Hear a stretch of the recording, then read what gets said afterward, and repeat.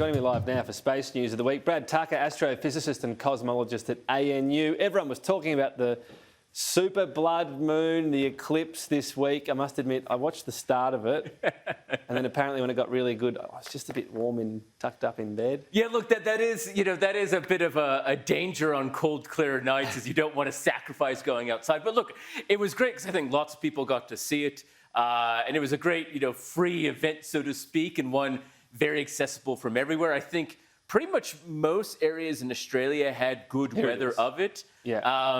I think Perth had some issues with clouds, but here on the East Coast, we had some great views. We had some great views out front of Parliament House here.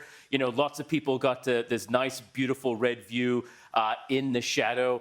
And look, if you've missed it, though, there is going to be another one on November 8th.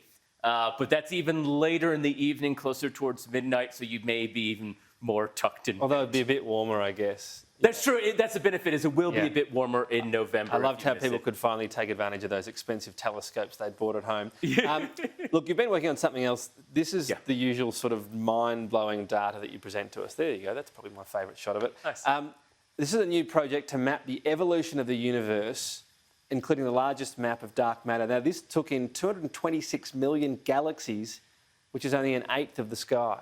Yes, this is part of a project called the Dark Energy Survey, and it's really trying to map the evolution of the universe. And this is dark energy here. Well, this is what we call dark matter, and essentially every little dot is almost a galaxy. And what you notice is that there's clumpier bits, there's what we call the voids. And so we think that maybe you kind of have this picture that galaxies are even throughout the universe, but that's not the case. There's areas of more stuff, more galaxies, and less stuff, less galaxies. And I think in this black area, the voids, gravity might behave differently. Well, that's right.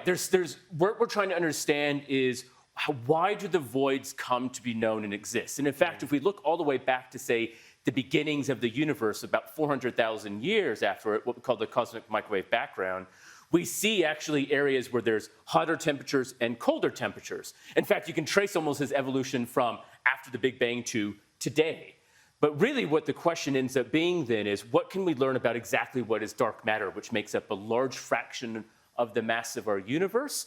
When we weigh kind of individual galaxies, they're heavier than what we weigh, right? So what we see doesn't match all the weight there. It's kind of invisible mass. And this is the whole night sky, and this is the patch we've been studying, exactly. Right. So it's only a small section of it, but we're also going really deep. So it's kind of going not just on area on the sky, but literally hundreds of millions to billions of light years into the past to essentially see what the evolution is of the universe. Well, what we do know about dark matter, I believe, is that it's responsible for still expanding the universe even now. Well, so it's for creating the mass of the universe. So there's also dark energy, and this is the problem, is we have another thing which is helping this expansion.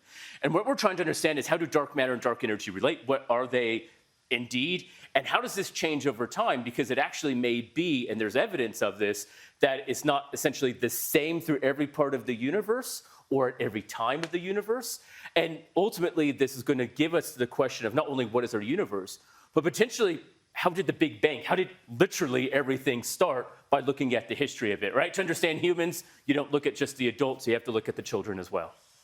Mind-blowing as usual.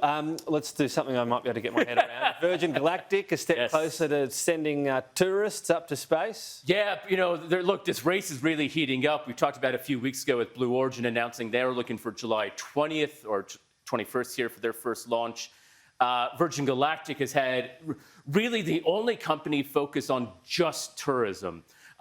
So far, their previous flights have only centered out of California, the Mojave Desert, but they have always had a second port in New Mexico, and this is where they've launched for their first time from New Mexico. And this is really a big step, because what Virgin Galactic really wants is just like Virgin Airlines, serving multiple cities and locations, multiple people going up.